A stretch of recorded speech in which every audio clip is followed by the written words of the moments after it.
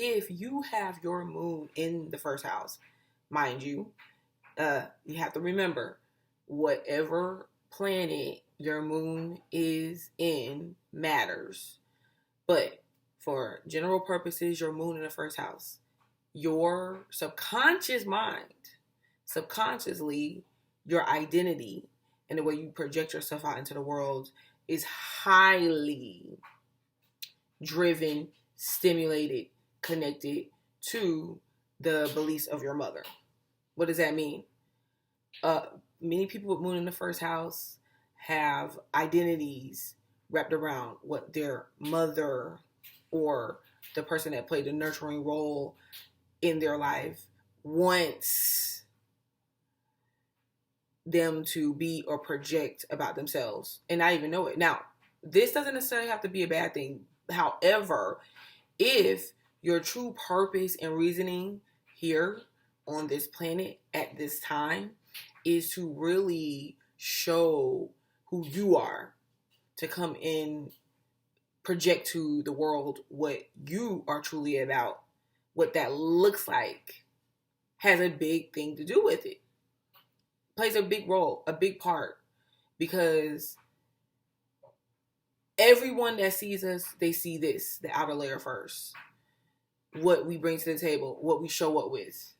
Then, after they get to see who we are, or they meet us, they get to knowing us better, see who we are, and they get that, hey, you're a lot deeper than what first imagined or a person first thought.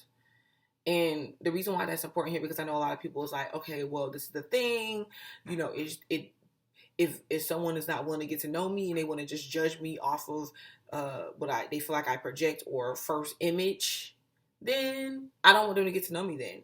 The problem is, usually we present ourselves or we show up as we believe that we are. And what we believe that we are is important because that's how we usually act. So if you have a false sense, or when we have a false sense of self, then, or what we perceive ourselves to being, right? We have a false sense of self, how we show up. That's where it begins. The outer surface definitely begins the journey of who we are. It's all a package. So it's very powerful what we believe. And if we show up with the false sense of self, then that is what we're going to deliver. That's what we're going to bring forward.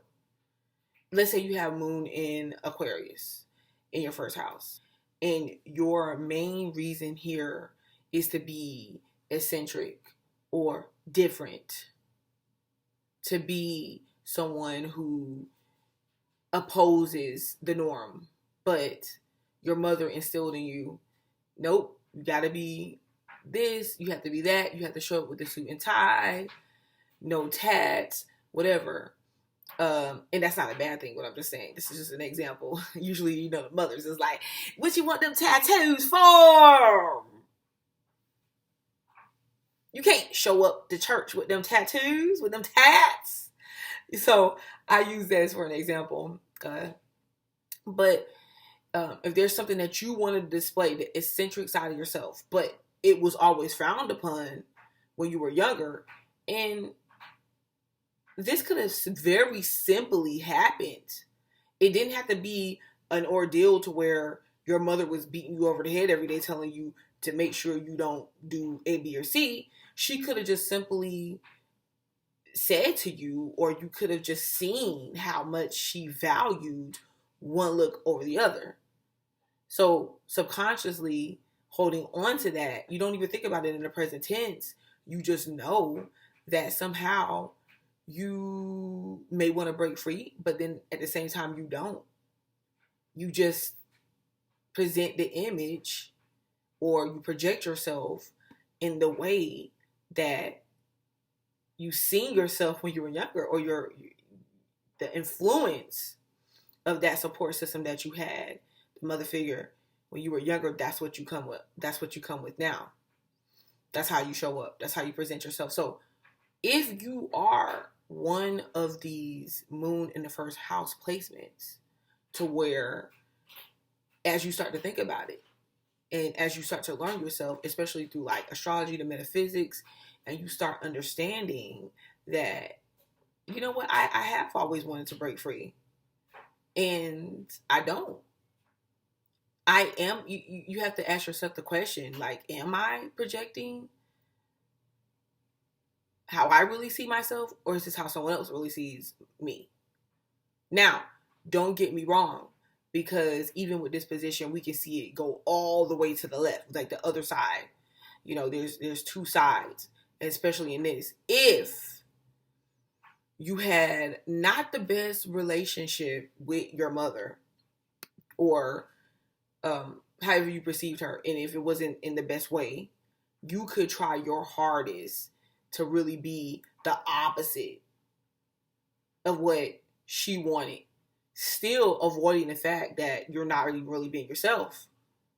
You're just still subconsciously acting out projections that you feel like is going against what the mother is. The mother has a very tight hold on the way that you present yourself. And this is important.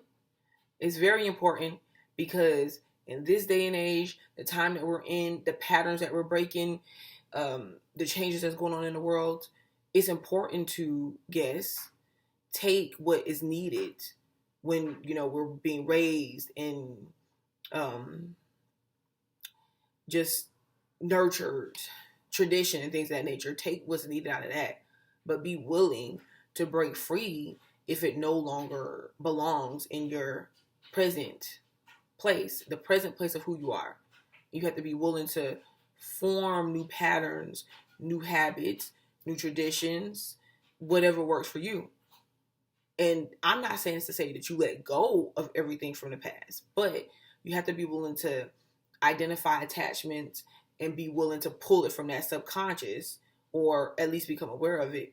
That is when you can start working with it and closely examining how you're seeing yourself, how you're projecting yourself, and letting go of the attachments around it. Now, even if wasn't a mother figure, someone with the moon in the first house, definitely whoever they form their attachments around or their closeness with, this could even be a partner. It's easy for them to consistently take on the identity of the person that they're closest with and become that.